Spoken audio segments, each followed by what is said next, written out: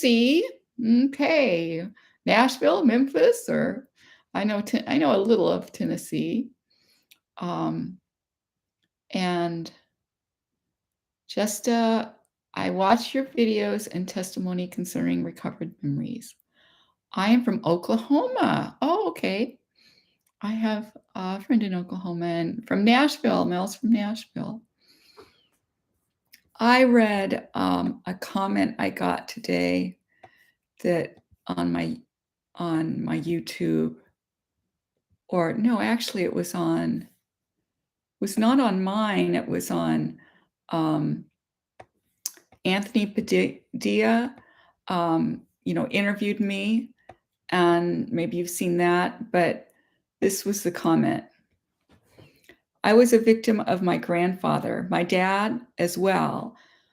He had repressed memories from his trauma and was great friends with his father.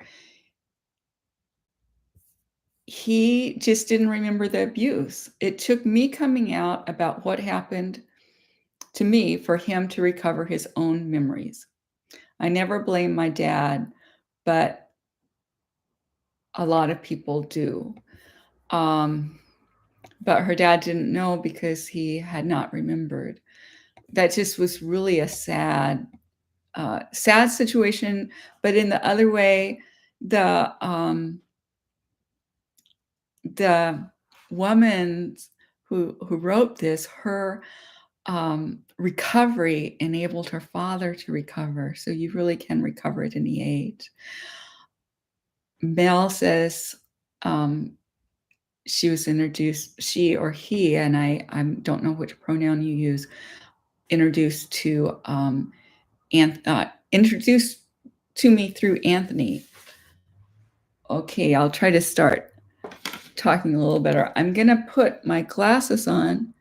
Yeah, the pictures of all of you. Oh, she. Okay, thanks, Mel, for telling me. The pictures of all of you are so small, I can't really tell much from them. I am having a good day. It is wonderful weather where I live. Summertime is great here. It is like in the 60s and 70s. I love going on walks this time of year. Sometimes it gets to the 80s and people here say it's hot. Occasionally it gets to the hundreds, and we do have air conditioning. I'm so spoiled. I got air conditioning just for those few days a year. Greetings from Brazil. Oh, that's great.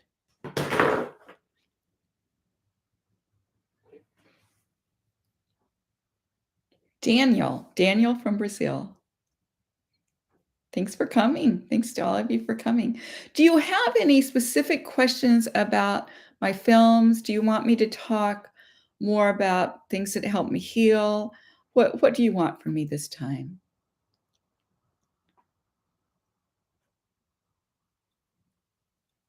Daniel, and you're a survivor, 45 years old?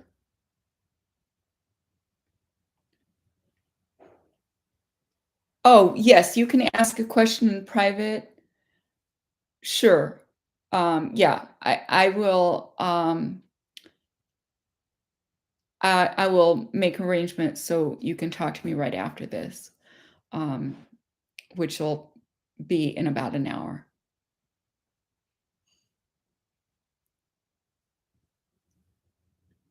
Yeah, and I do understand your question more, that you adopted a child who's a toddler. And yeah, it is appropriate to talk to me individually about that. Best way to access repressed memories. One thing I want to say regarding that is you need to be in a safe enough place to do so. Your body holds those memories until you have sufficient safety to remember. And so one thing to do is to make your life more safe.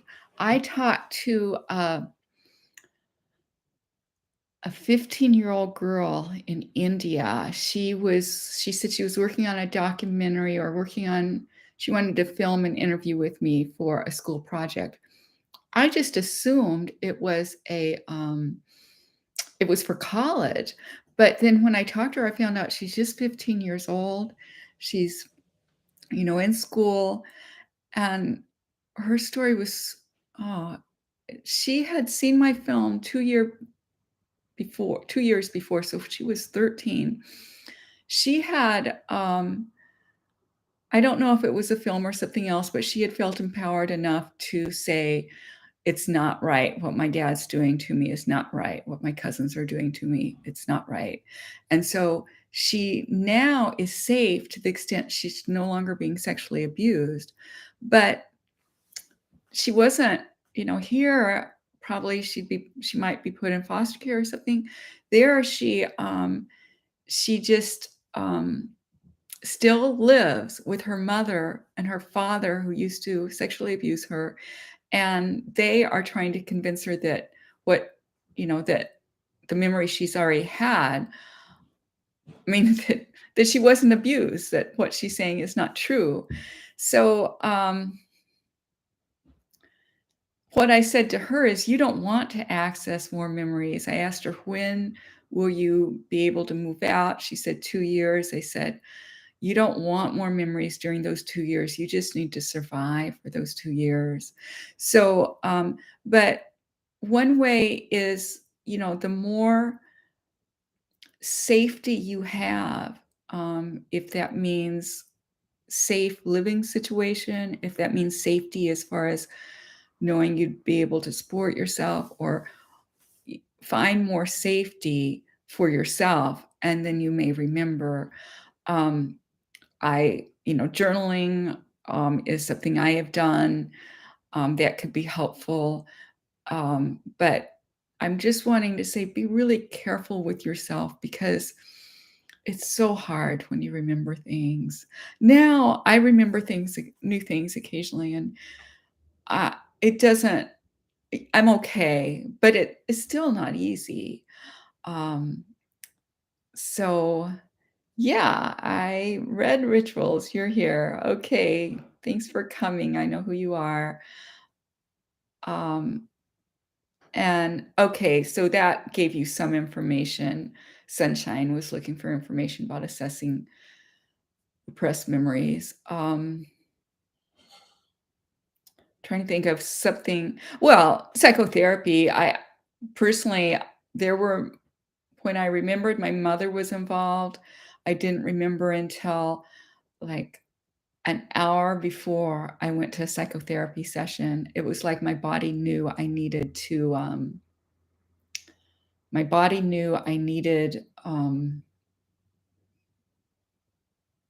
that safety. I didn't need to remember it by myself. And so that's what happened. Oh, thanks for all the hearts. Um, yeah, it takes a long time to remember the abuse, um, and that's okay. And that's okay. Um, okay. Oh, yes. So, my interview with Dr. Vanderkolk, I was so excited when I got that interview, and I didn't know for sure. I got through to Dr. Vanderkolk's assistant, and I said that Dr. Vanderkolk could decide after I showed him after I edited his interview, and then decide whether or not I could use it. He was he was in Portland, which was where I lived. It was just he was coming to Portland, so I didn't have to pay to, you know, fly out there, and so I used the cinematographer I'd used before, but, yeah, it's stressful interviewing someone on camera, because I was, like, telling the, camera people, I was talking about angles and stuff like that, and but anyway, I appreciate him letting me interview him then. Yeah. Oh, okay. So you're gonna finish my book. Thanks. Ang, ang, Angles? I don't know what you wanna be called, but, and I'm also oh, you put yourself in the girl's shoes, yeah, yeah, yeah. What I like about my book is, it has trigger warnings throughout. So and most of it has low trigger warnings. So most of it, like my yoga teacher read only the ones with low trigger warnings. And really, you get most of the book that way. You really get all that you would need of the book that way. I put in the high trigger warning, the extremely high trigger warnings. I have 3 essays, extremely high trigger warnings. And the reason I put those in is some people want to know the details. And now, if they want to know details and I don't feel like answering them, I say, it's in my book. You can read my book.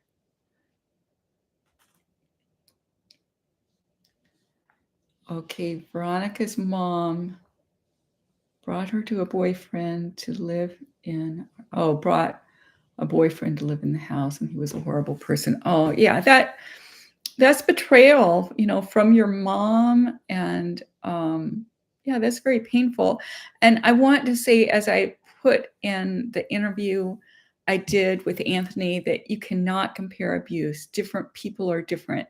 It's like saying, "I love chocolate ice cream more than you love chocolate ice cream," because you can't, y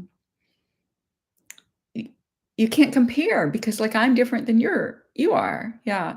So, I, um I don't want you to compare. I mean, I did have horrendous abuse, and every now and then someone starts to tell me about their bad life, and I go, "Yeah, this is what happened to me," because they're, um not willing to be somewhat objective about it, but I rarely do that. I mean, like, I have a friend who used to do that, and I yeah, um, after I'd listened to her a while, I'd say something, that this is how my life has been. But the other thing is I have a wonderful life now, and I think it's so important not to compare abuse because you can't support each other otherwise. How are you gonna support each other? Are you gonna find someone with exact same trauma so you can support them? Are you going to get support from someone with the exact same trauma? And, yeah, so it's really important not to compare abuse. It's what I mostly see. I mean, I told you a time, um, mostly I see people I really I must say, I really hate it if someone compares their trauma to mine. I know mine's really extreme, but that's not the reason I'm telling about it, so you minimize yours. Survivors minimize what they've been through. Most survivors minimize there's a few exceptions, but most survivors minimize what they've been through, and you can't get well as long as you minimize what you've been through. Okay, yeah, I'm glad you liked the documentary. Um, yeah, and you can't get the book, so there may be a few people who just can't afford it, and you can let me know that, and, you can email me if you can't afford it, but, and I'll see what I can do, but, if you can't afford it, I mean, it's really easy to find, it's on Amazon. It's, can someone put the title of it in for me? It's, My Life Now: Essays by a Child Sex Trafficking Survivor, and you can find it really easily on Amazon. Someone wanna be my note taker there? My Life Now: Essays by a Child Sex Trafficking Survivor by Mary Knight. And, and also if someone wants to put my, website in, maryknightproductions.com. Oh, yeah, that's a good question, Sunshine. Why Do abused children often get abused by more than the original abuser? Um, I have found that people who are molested by their mother are usually abused by a lot of different people. It's like I I think there's if your mother's not gonna protect you, there's a sense that children who have not been abused have a certain sense of protectiveness over their own body. I didn't have that, and, I didn't know I didn't have it, but I didn't have it, and, I did not realize I had ownership of my own body. I didn't realize that until partway through my first marriage. I mean, I was well into adulthood, um so I think that's a part of it. I think a part of it is this the child has the sense they don't have the sense of ownership of their own body. But another part is if a mother is so sick that she would sexually abuse her child, she oftentimes is sick enough to be around other people who are pedophiles. And so the child is partly just crimes of access to the children. Yeah. Um, I have not watched Sound of Freedom. I just heard about it from my own psychotherapist last week. I will be interested to see it. Um, Becky, you're such an inspiration and a big part of my oh, thank you, a big part of my healing. Thank you. Do I have any projects coming up? I'm gonna put some more things on my YouTube channel, but I don't have any more big projects. Boy, filmmaking is so expensive. Oh, why didn't I develop DID? And I'm also gonna go back to, Jay said, "Loved your film, so powerful and meaningful globally." Oh, thank you so much. And, um, your interviews the people I interviewed who said that abusers are only curious and that he said that a young child doesn't suffer. Oh, that was when is anybody disqualify him? Yeah, yeah, I think he's retired. I don't think he has his license anymore. But, yeah, that was shocking for him to say that and to say it on camera, and for him to be one of the founders of the or one of the, he was on the board of the False Memory Syndrome Foundation at the time he said it. It was just appalling that he would say that. I did put Dr. Susie Wyatt right after that, refuting him, and her credentials are really better than his, and she's just I just really love her, Dr. Susie Wyatt. She practices in Salt Lake City. But yeah, that was horrible for him to say that. Um, and I said some things I was gonna go back to. See.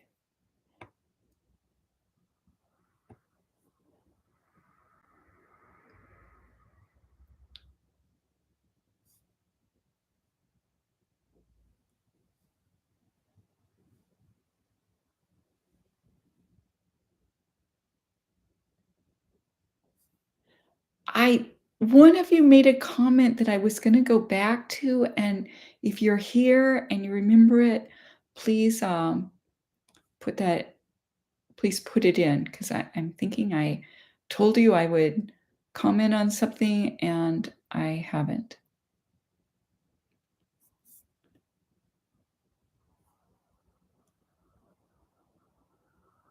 When you were interviewing those who didn't believe you was yeah, it was horrible. I would never do that again. I would never go interview those people again. I'm so glad I finished. It was so hard. But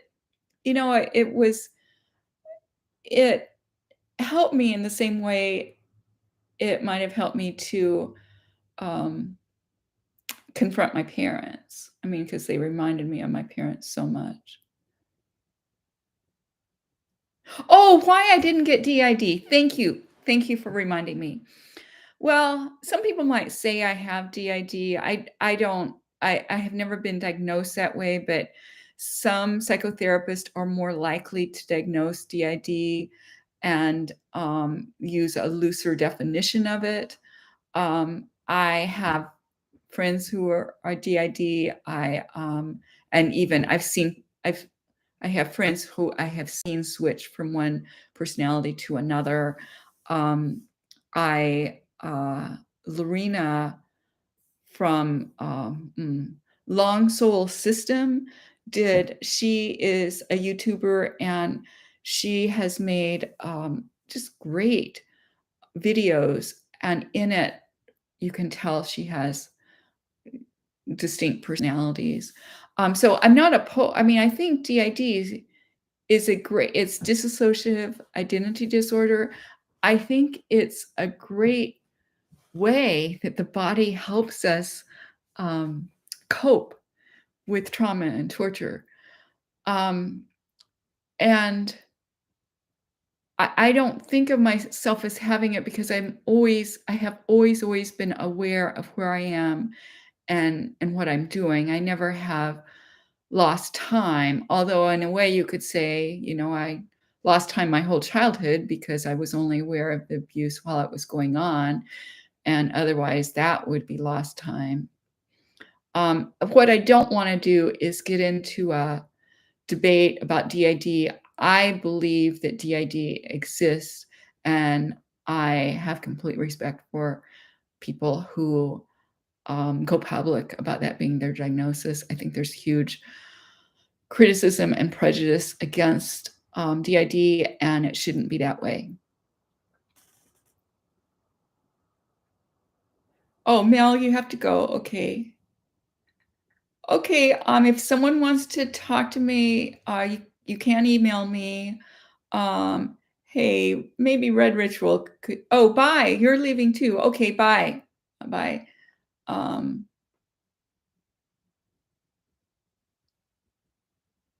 Bye rituals. Okay. Um, Yeah, I know I think Mel was the one who wanted to talk to me later. So, yeah. Oh, you are such a hero, for interviewing these people who don't believe you. Yeah, well, I kind of feel like thank you very much. But I kind of feel like I could look back at myself and I feel like I'm I kind of in awe of that person I used to be who did that. Oh, I'm glad it's done. Oh, you're still here. You were just saying bye to Mel. Okay, Red Rituals, could you put in the chat my my website, www.maryknightproductions.com, just so everyone else can have that? Oh, it's going. Okay. God, you like it, Elisha. Yeah, Elisha, I guess that's how you pronounce. Yeah, it does, Becky. It depends on how the body chooses to cope with the memory. And I definitely have PTSD and I definitely have complex PTSD. No question about that. Oh, you don't need to put the link, just put www. Oh, will it not let you do? Okay, I'm going to do that. Thank you, Red Ritual.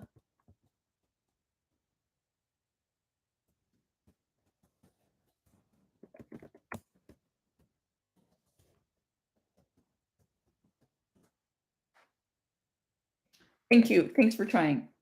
Um,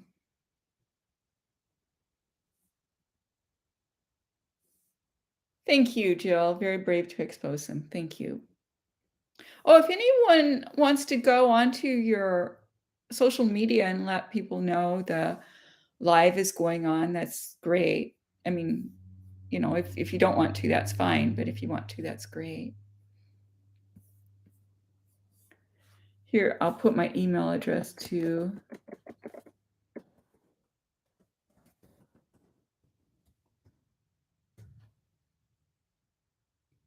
Um, well, let's see. Oh, well, one thing I could do a reading from my book. I hadn't thought of what part to do. Oh, have you all seen, maybe you've seen, friend who's an actress, read my short story that's at the end of my book, and, it's available. I put it on YouTube. It's hard to sell audio recordings, and so I just put it on YouTube, and, I think she did great. And my friend Regina, who's a actress, she had a friend who has a little girl, and she has the little girl Angel's voice is by a little girl. So I love that voice. She did good directing the little girl to say it in really sweet ways. Yes, we do become stronger. Yes, together we become stronger for sure. Oh, I'm going to read until there's some questions. I'm going to read Psychological Benefits of Delayed Recall, because that's a short one. I'm certain that my memories of childhood sexual abuse are true. I did not remember my abuse until I was 37 years old. Even as a child, I had no conscious memory of the atrocities except while they were occurring. When discussing recovered memories like mine, the focus tends to be on their credibility, since I no longer need to spend my time and energy determining the validity of my recollections. My attention has turned to examining the many ways that delayed recall benefited me. Vacations help us maintain our emotional well being, especially for those of us with extremely demanding jobs. There is no job as demanding as surviving an abusive childhood. Delayed recall for a child is like taking a vacation from the fear, horror, and shame of the abuse. As a little girl who was molested by both parents, delayed recall gave me a psychological vacation from abuse. Delayed recall enabled me to not only do well in school, but also find comfort there. I'm struggling with this right now. Like, why has it taken me so long? Oh, okay. And you had talked about you in your 40s when you remembered um, uh, at least one of your abusers or your father abusing you. Yeah, it's why does it take so long? But I've been really frustrated with myself that it took so long. And had I remembered sooner, I could have been protective of some children had I known. And so that makes it really bad to me that I didn't remember sooner. But I just I don't think it helps to be angry at yourself. I mean, we survive. I think about people getting upset about women who stay in domestic violence situations or men who stay in domestic violence situations. And the thing is, when the person leaves, then you're still mad at them because they stayed. I mean, it's kind of like you can't be mad at your younger self because you did get out. That younger self helped you get out. And I mean, the fact is you're out, you now know and can now heal. And then the other thing I find is people who remember too soon before they have a way to support themselves, when they're still dependent on their abusers, it's especially hard for them. So a lot of the advocates I know didn't remember until later. I go into that more of how my life is different and better. I talk about that in the essay. Um, and so it's called Psychological Benefits of Delayed Recall, but I I just think there's a lot of positives in my life because of what I did before I remembered. Yeah, I was able to have a functional younger life. That's very sweet, Jay. I'm so sorry for everyone for the losses we suffer. Yes. Oh, someone is saying took me 47 years. And when you see my films, both of my feature length personal documentaries, Lynn Crook is in them, and she didn't remember until she was 45. And she was working at a rape crisis center, and she wondered why she had, I don't remember what it was, fainting or something when she'd be in certain settings, and that's what she went in for, and she went to counseling, and her counselor said, "Were you ever sexually abused?" Or she told, she said, "My father made me quit having periods," and that sounded suspicious, and the therapist said, "Were you ever sexually abused?" And she said, "No, no, I wasn't." And then later, I think that evening or a couple of days later, she remembered. Yeah, I'm yes, I'm so glad to have a happy life now. I'm so glad to have a happy life now. And I really like to say that a lot because recovery is possible, and I didn't think I would ever recover to the extent I am now. I didn't think I'd ever be so happy. And I've always been worried about money, and recently I've started I've gone back to doing psychotherapy, and I'm not, it's like, oh, I needed some new socks, and I spent $50 on socks. I mean, it was 5 pair, but still, I mean, it was like, or telling myself, "Yes, I can afford I have some flowers. Oh, I should have put them behind me." But anyway, um, buying flowers, just doing little things like that. But just like, I'm gonna buy some pottery. I'm excited about this. But I have my husband built open shelves, so that was easier with rearranging the kitchen, having enough storage space to just have open shelves, but I'm gonna buy some, custom-made pottery to go on those shelves, and, I'm just really excited about that. I know it's a, fairly small thing, and I found a potter who's very reasonable in prices, but, to get custom-made pottery, and then you can see it from those open shelves, I'm very excited.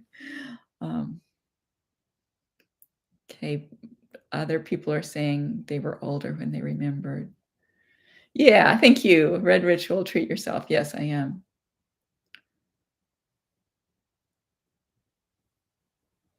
Oh, and someone mentioned, and I think different survivors feel very differently about God and about religion, but don't I appreciate that you shared that was and is helpful to you.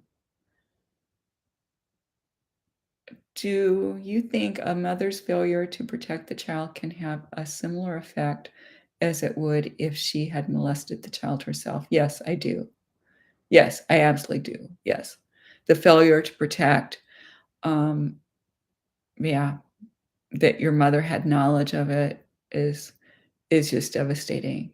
Yeah, it can have a similar effect. And I didn't mean I'm glad you mentioned that, Sunshine, was that I didn't mean to call out, like, molestation by mothers as being, I mean, there's all different ways people are abused, and, Lynn Crook's an example of someone who was abused by her father. She was not That was her only perpetrator, and, she's and she I mean, it's affected her a great deal, so, yeah, abuse by anyone, molestation by anyone can give you the impression you don't have ownership over your own body. I'm glad you brought me back to that because I didn't mean to call out one type of abuse as being worse than others. Um, and any abuse of a child, and especially by someone who should be protecting you, any abuse of a child by someone who should be protecting you.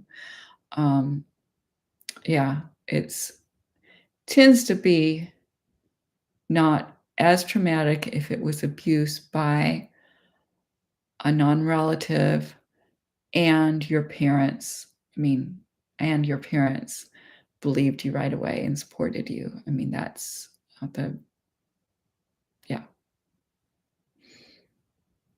Um, okay. I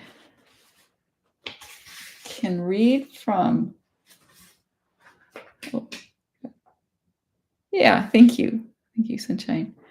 Um,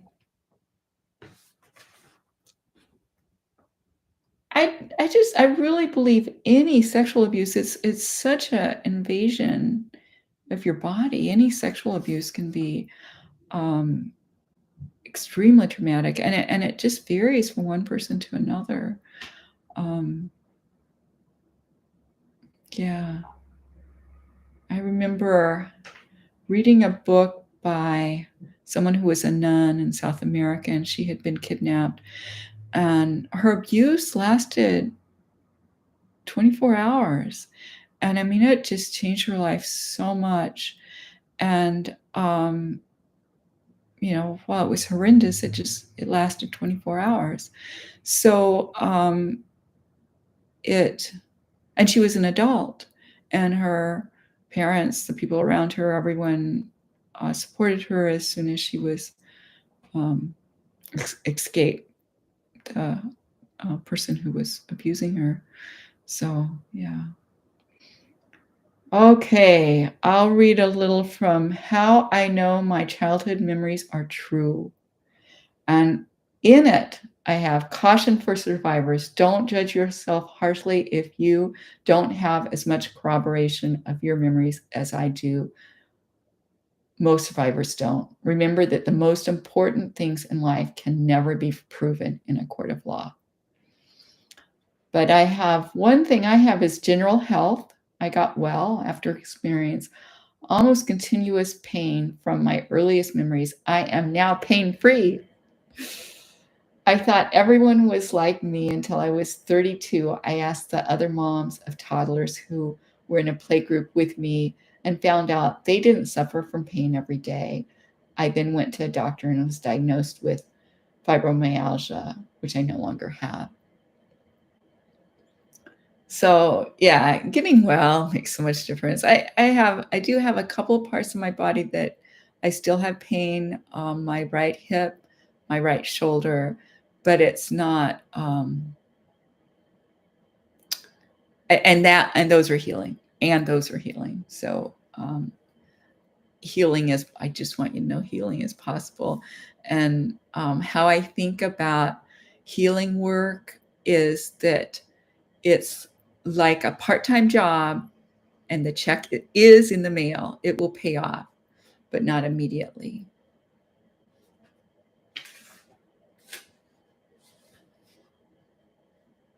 Um, oh, here's another one that may apply to many of you. A lack of motivation to falsely accuse. Recovering memories of child abuse did not result in my financial gain. In fact, I was disinherited by my father, a multimillionaire. Even so, I am glad I remembered what he did and that I confronted him before he died. Now, I'm not saying other people need to confront, but that's my own situation. And but there I just had no motivation to falsely accuse someone. Um,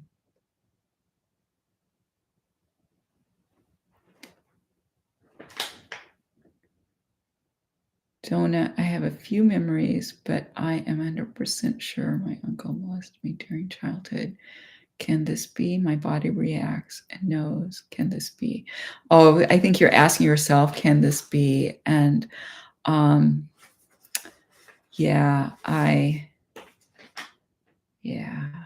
Um, I had to ask myself, and that's really what I did in making the documentary, "Am I Crazy? My Journey to Determine if My Memories Are True." That's why I put myself through that, was that was a way I tested myself. I do not recommend testing yourself in that way. I know, there were so many easier ways I could have, done that, and less expensive. The film was very expensive to make.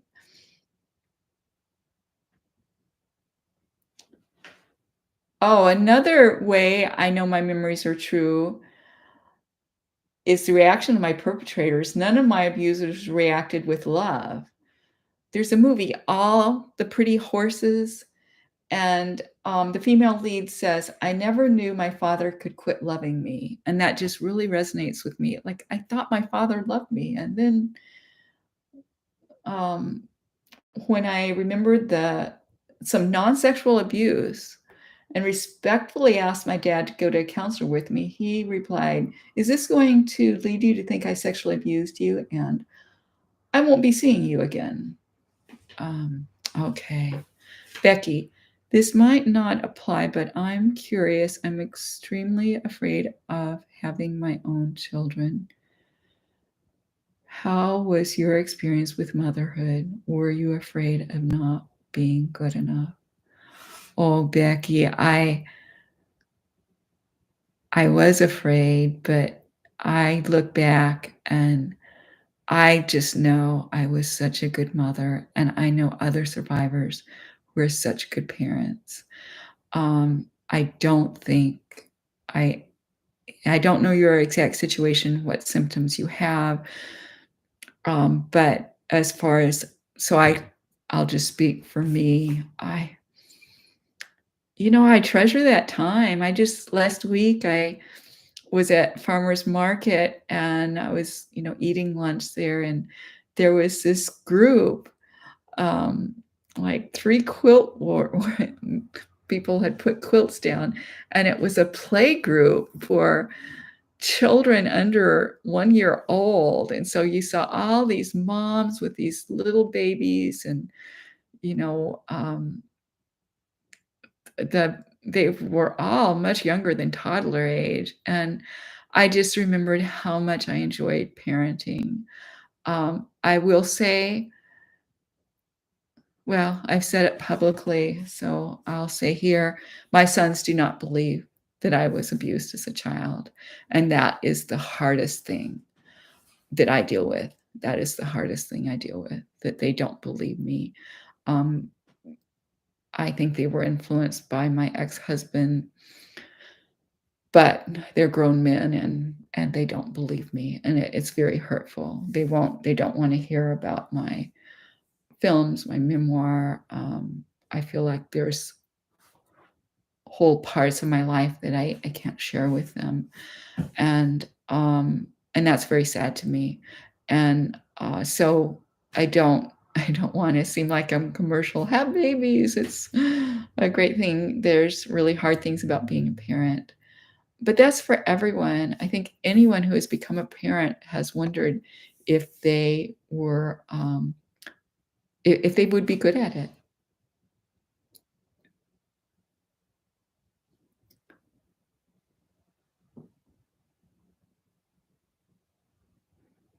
Oh, I'm afraid to have, yeah, kids. I just because you're afraid you'd re-traumatize them or not be able to show love properly. Well, I'm gonna share something that, one of the tapes my counselor gave me tapes by Renee Fredrickson, and I got counseling during the time that counselors were trained that you don't do anything, you don't ask leading questions and all of that. But Renee Fredrickson was kind of ahead of that, or at least her ahead of that time. And she was like, if you think you were abused, then believe yourself.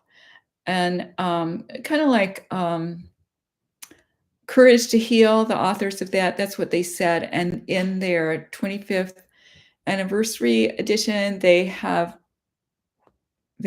been more like examine, carefully examine and and different things to look at as you're deciding whether to remember. But anyway, Renee Fredrickson was giving this talk that I used to listen to the tapes. This was a long time ago. It was in the 90s when I had a tape player in my car. And she she was lecturing to this group, and there was a question about being a good enough parent. And she said, "Okay, all of you in here are survivors." It was a group of survivors. "You are too hard on yourself as a parent. Survivors tend to be really hard on themselves as a parent, and survivors tend to be really good parents."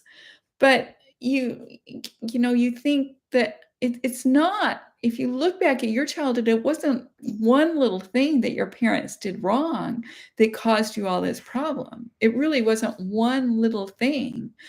It wasn't, you know, whether they let you have the lunchbox you wanted to take to school or something. It wasn't something like that. It wasn't small. It probably wasn't a one-time spanking even though I'm totally opposed to spanking children. I do not believe in physical discipline of children. But, yeah,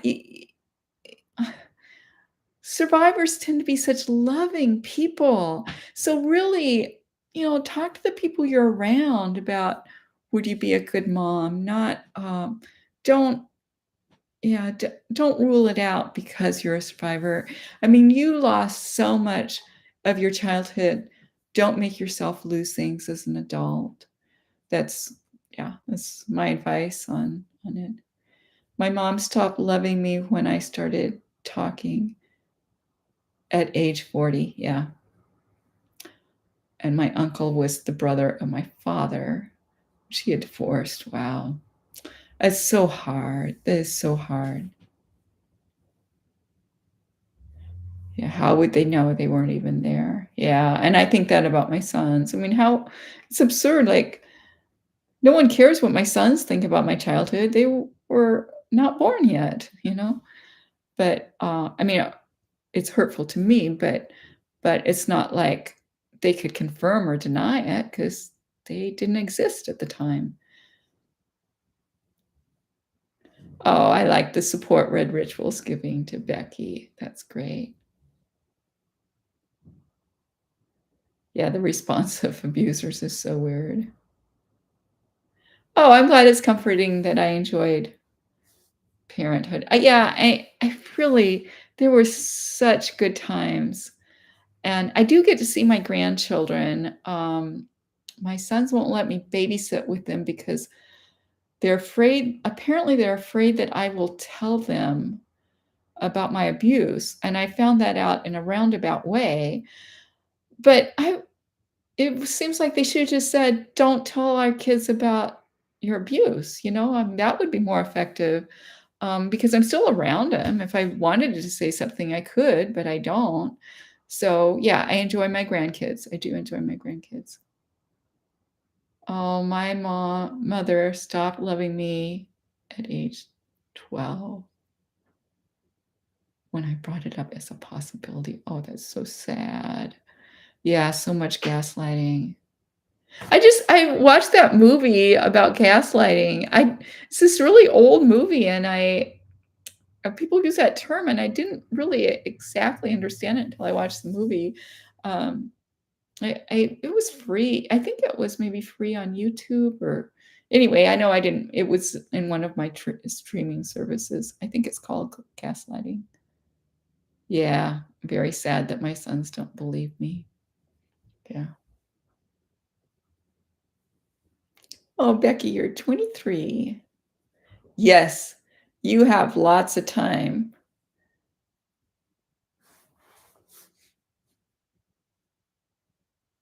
Yeah, and I will emphasize again, any reasonable person, any normal person, it's just really scary to become a parent. I mean, what a responsibility.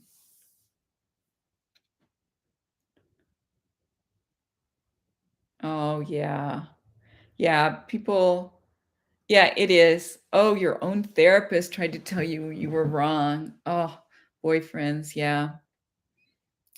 Oh, yeah, you like and, Jay says you like Renee Fredrickson. Yeah, I got to hear her in a Q&A, but the person doing the Q&A wouldn't let the people watching ask questions. I didn't get to any other books with her. I believe that my abusers well, I don't know about all my abusers, if they were abused as children, but, my father was abused as a child. I know that from my aunt and from him. He's told me, he was abused by someone like a scoutmaster, and he was, sexually abused by a female babysitter when he was about, like, 5 years old. And I know for a fact that my mother had sex with her father. I That's one of my highly triggering, in my memoir, so I'm not gonna say more about that, but I know that's true. But, like, I was abused as a child, and I haven't abused a child, so, um, most people who are abused as children never abuse a child. I mean, most people. I I do think most child abusers were abused as children, but if you look at it the other way, a very low percentage of people who were abused as children abuse abuse a child. And one statistics I've heard is, the typical pedophile has, like, 200 victims, but, I mean, that's why those percentages can work out that way, that pedophiles, usually abuse a lot of children. Yeah. I read Ritual said most of my family doesn't believe, but I know it's their own defenses, yeah.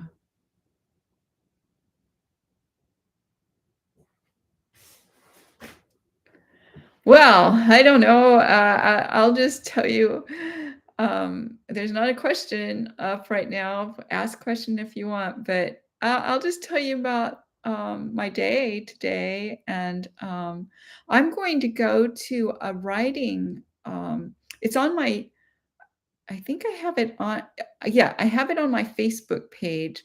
It's, a writing group for survivors, and I don't know if you can still get into today's, but it's monthly. I've heard it's really good, so I'm excited about that. I do that later today. Um, I am going to yoga later today. I do yoga multiple times a week, and, um And then tomorrow, my older son who lives out of state is coming, and I'll get to see my grandkids.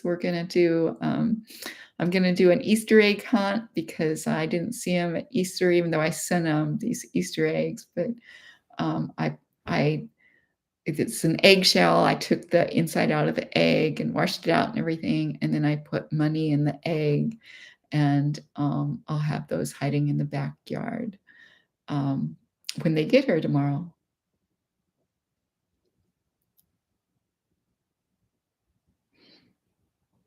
I, um I think in order to be happy, one thing I've noticed, like, I like what I'm doing today, so it was easy to wake up happy.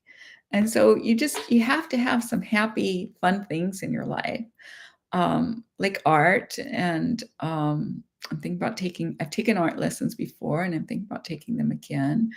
But I got happy last night when so I it was a little bit laborious, getting the eggs, getting the insides out of the eggs, washing the inside of the egg, turning it over, letting it dry, and, that took a little while because I wanted to have well, I have 3 grandchildren coming tomorrow, and I wanted to have enough for them to each have 7, so that's quite a few eggs. But last night, I started painting the eggs, so I used red. It was supposed to be pink, but it turned out the color was more red, and then I have a turquoise blue and, kind of, purplish pink. And so each child has a different color. So they'll pick their color and then they can go and each egg has a dollar in it. Um, but one has $2 in it. So each child will get what 7 eggs. So each child will get $8. And anyway, it was so fun painting those eggs.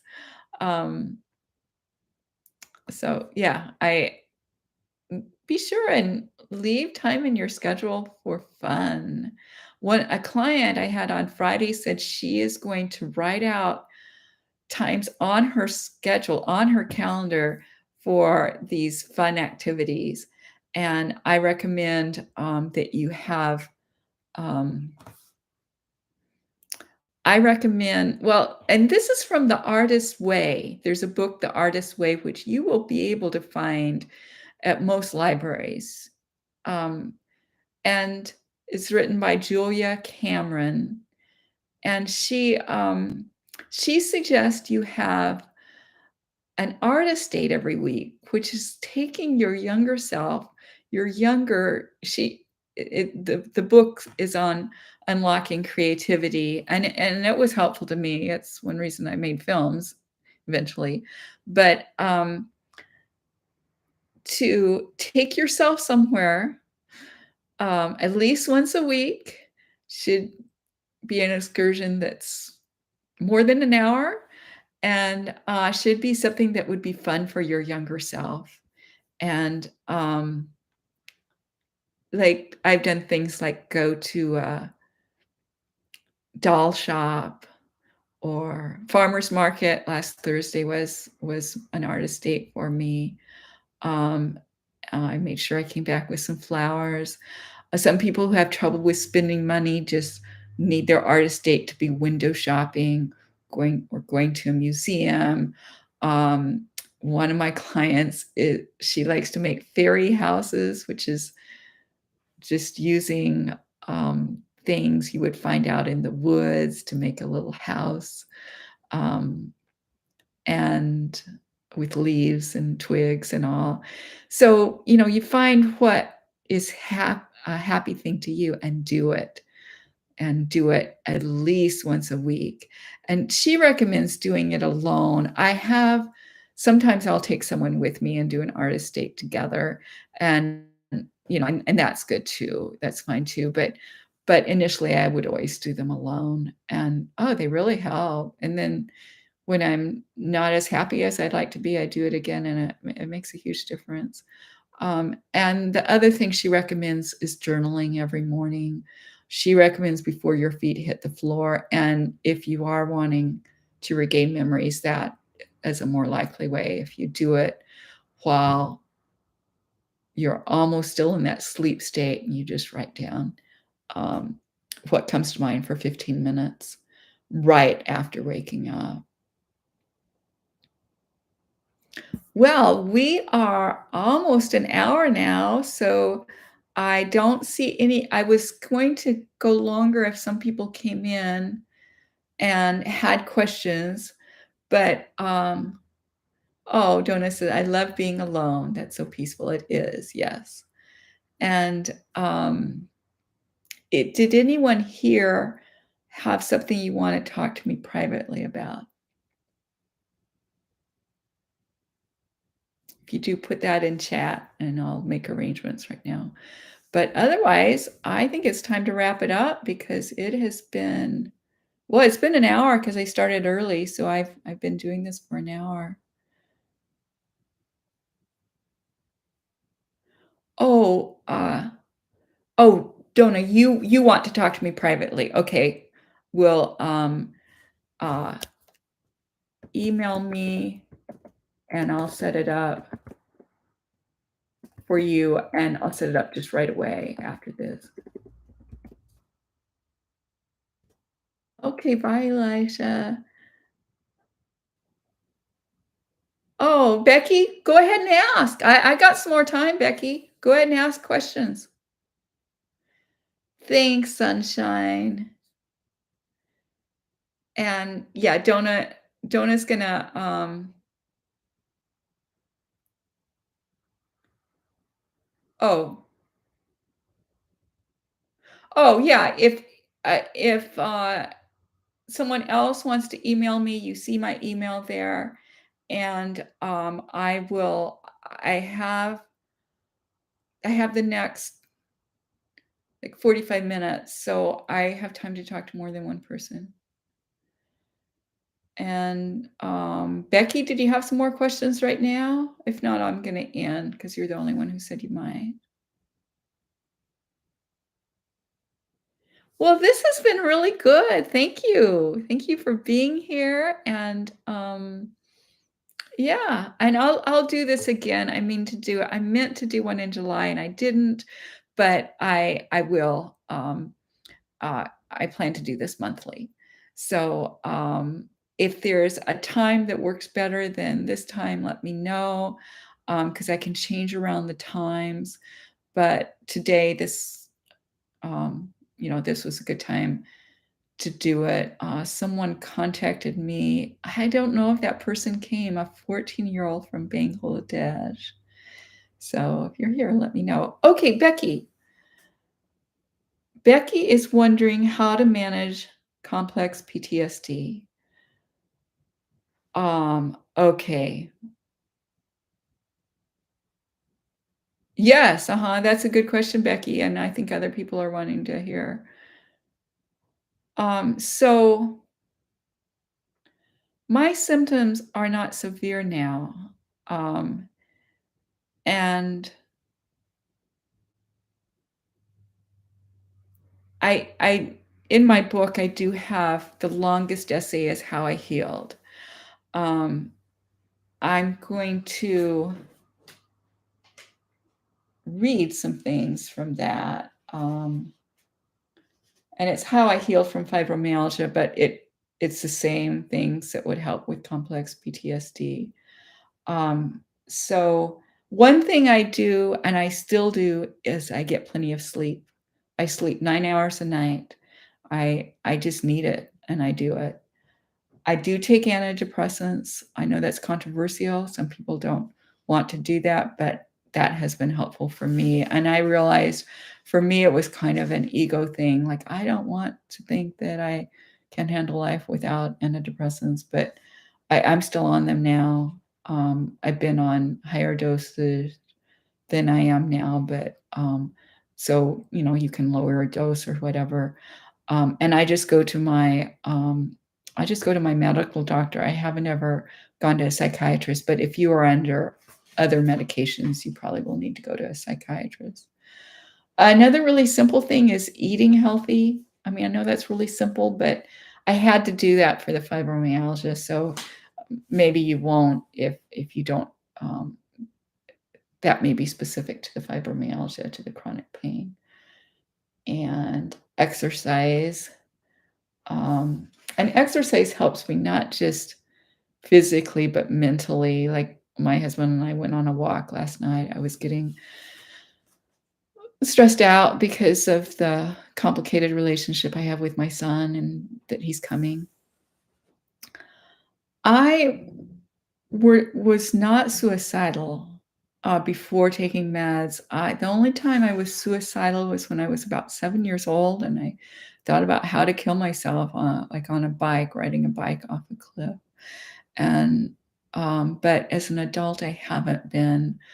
Um, and each person's different. Many people who have experienced abuse have problems with suicidal ideation.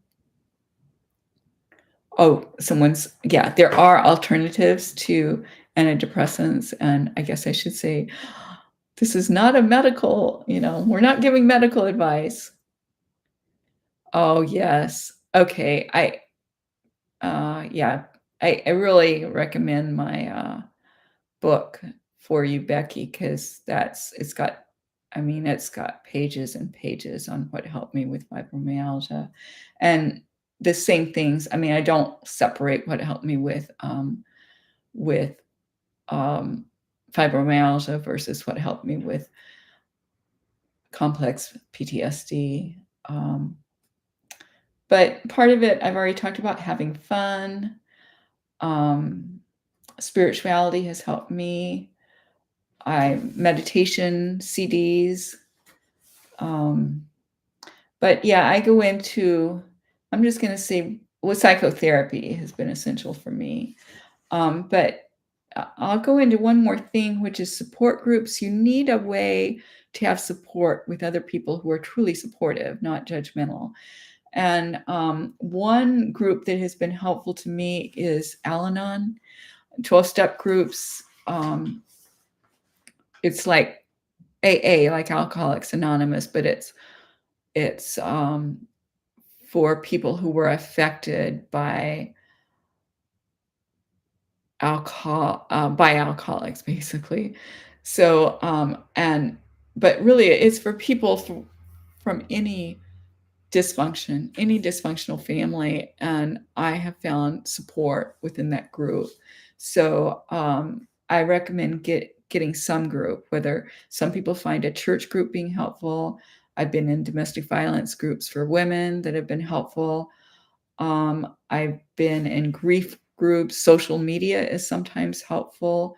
I am in some private Facebook groups. If you email me, I can let you know more about that. And um, oh, I'll mention one more thing because we're talking about fibromyalgia, but physical therapy has been so helpful to me, including I've had pelvic floor physical therapy, and I have film clips about it. Um, so rather than take time explaining it, it's on my YouTube channel. But I found pelvic floor physical therapist especially helpful. So anyway, that has been a part of my healing. And it's really helped me psychologically as well. I mean, the mind and body are connected, and so something that helps with one will help with the other. Saunas and steam, yeah, some people that helps. Steam, although steam could get me in a real fight or flight kind of thing because of some of the abuse I experienced. So everyone's different on that. Oh, good. Oh, good, Becky, you're gonna get my book. Yay. I love it when people get my book. I've worked so hard on that. Good. Okay. And yeah, massages. I get massages and they're hard to afford, but I just got one. I just got one Friday. I get them at least once a month. Um, okay, so I any last questions and then we're gonna end. Okay, it was so good to talk to all of you. It was just really good. Thank you for being here, and I really have enjoyed getting to know you.